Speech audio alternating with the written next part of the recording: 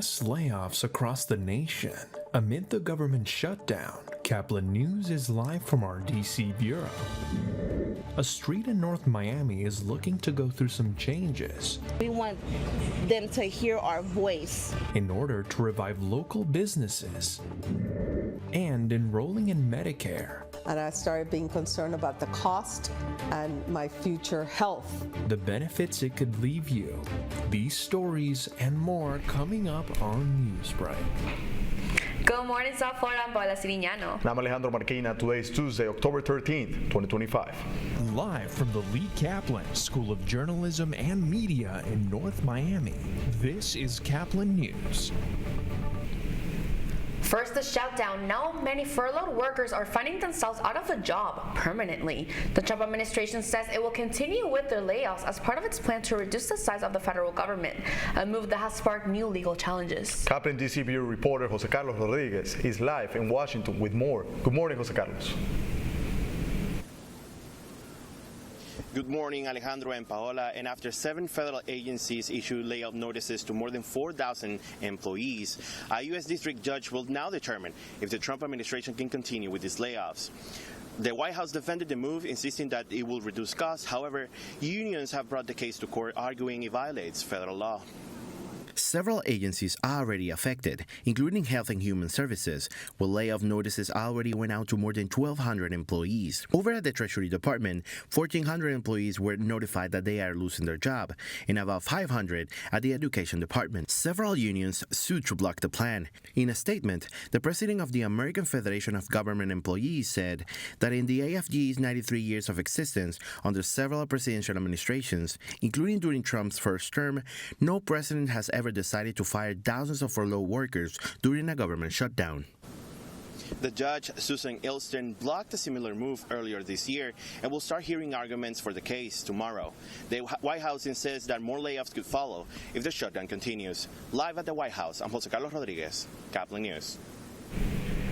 Several major airports are refusing to play a video of Homeland Security Secretary Kristi Noem. The video shows Noem blaming congressional Democrats for the government shutdown, claiming many operations are impacted and most TSA employees are working without pay.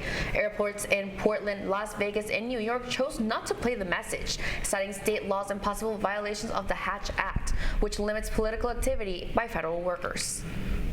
And it took more than 2 years, but today 20 hostages are reunited with their families after Hamas released them following the October 7 terror attack. Under a U.S. brokered ceasefire deal, hundreds of Palestinian prisoners and detainees were reunited with their relatives in the West Bank. Families say they never stopped fighting for the release of their loved ones. Keep sharing your stories to policymakers. Keep telling us what do you think needs to happen, and give us ideas on how we can break the deadlock. President Trump said that phase 2 of the ceasefire plan started as he met with world leaders in Egypt for a summit.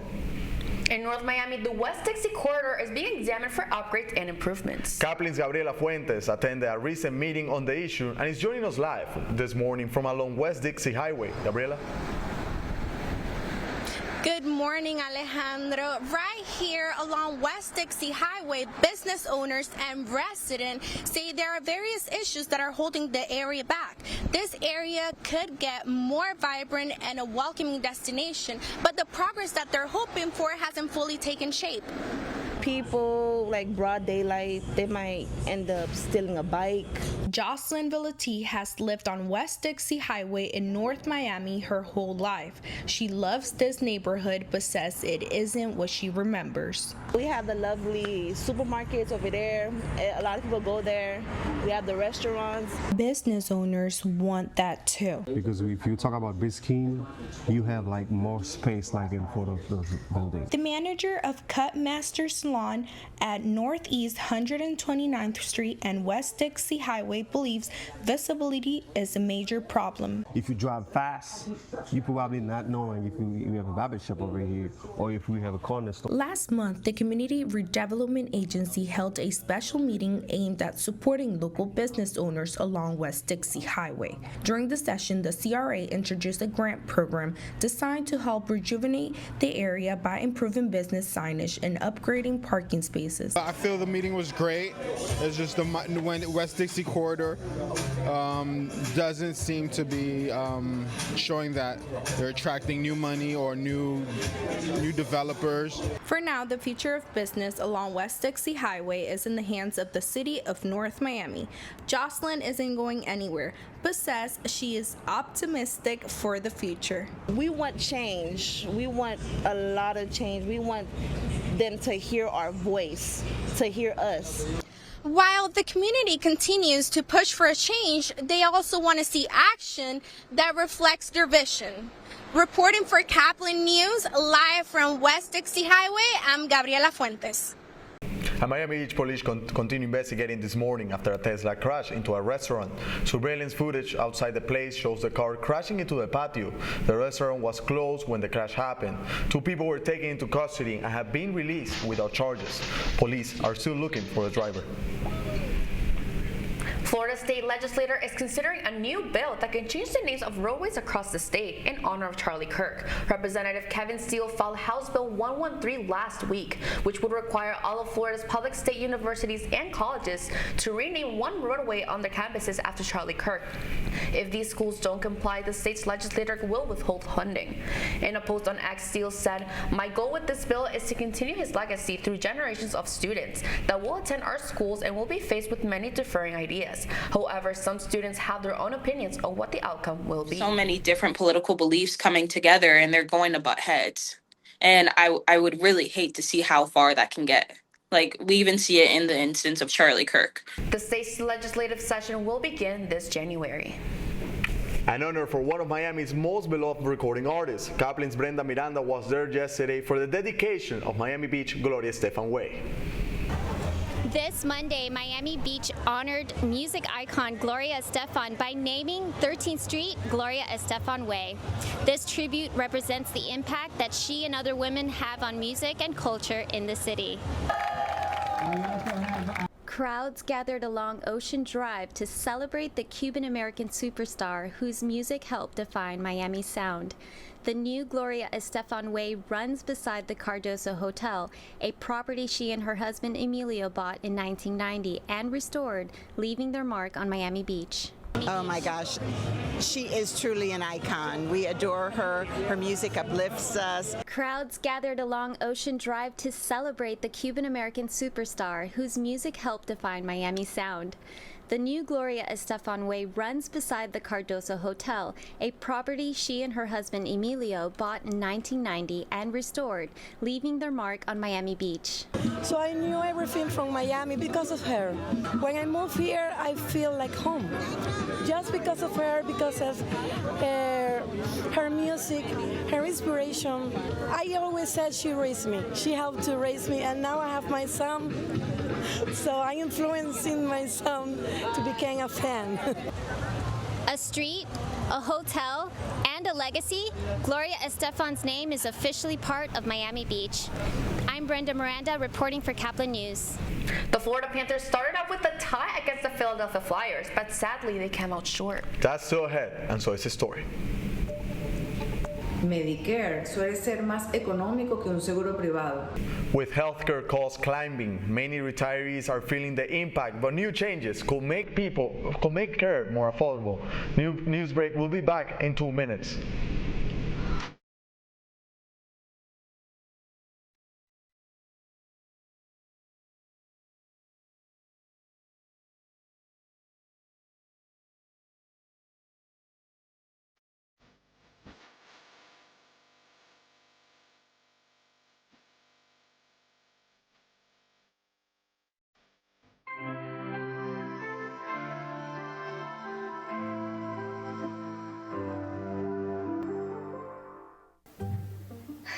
I could really use a new tablet. I just don't have the money. Let me ask you something. Do you have a Pell Grant? Yes? You do know you can get a free tablet, right?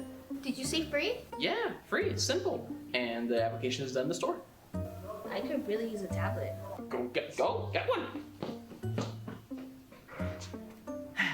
Another satisfied customer. Stop by PantherTech in the Graham Center at FIU MMC today to speak with one of our associates to get your free tablet.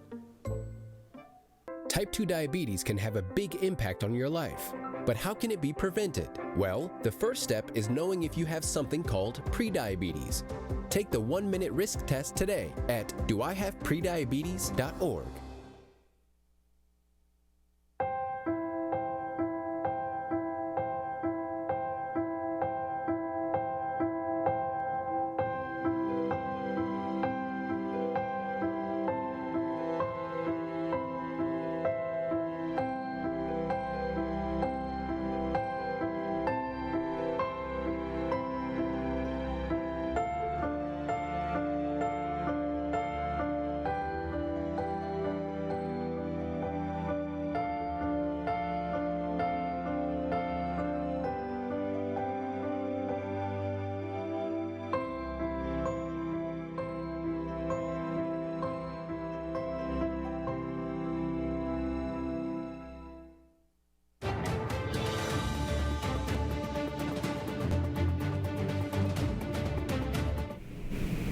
Changes could soon be coming to Medicare.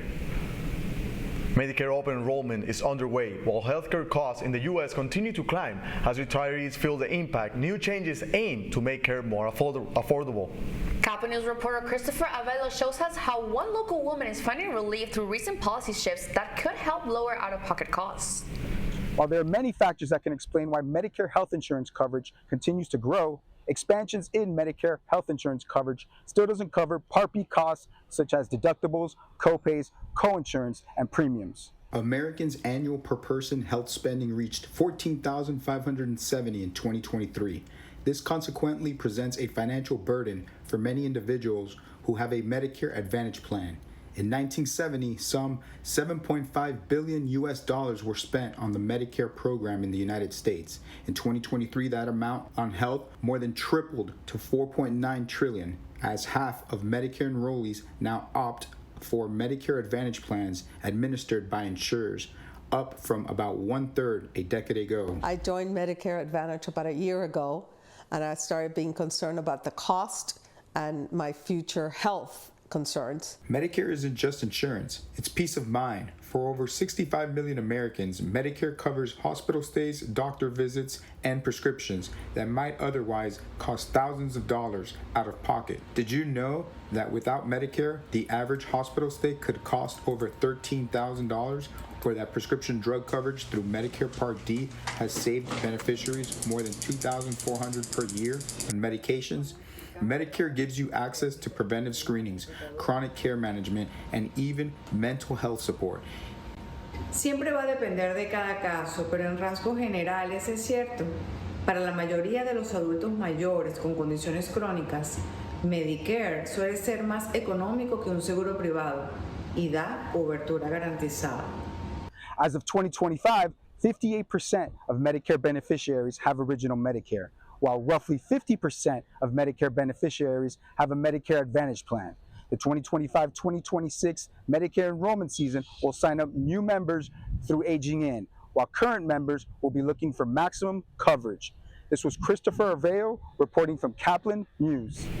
And the Panthers are on the road this morning after playing their first game away of the season. Last night's game against the Philadelphia Flyers was a rematch of the game the Panthers won a week ago in Sunrise. This time it was all Flyers. On the strength of a 3-goal third period, Philadelphia pulled away from the two-time defending Stanley Cup champs. The final score was Panthers 2, Philadelphia 5. The next game for the Cats is tomorrow night in Detroit. You're watching Newsbreak, and we're coming right back.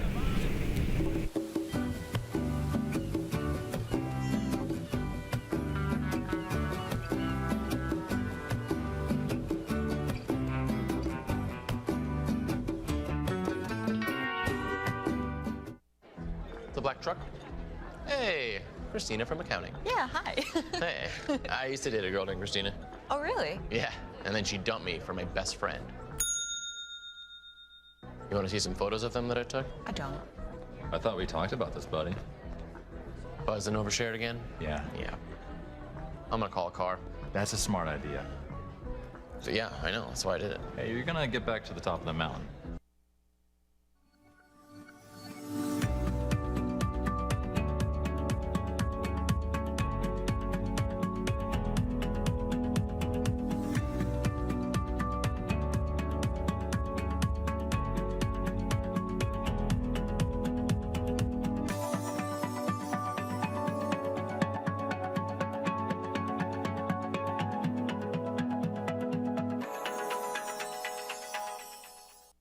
And that's all the time we have for Newsbreak. I'm Alejandro Marquina. And I'm Paula Sirignano. You can get more news anytime at caplinnews.fiu.edu.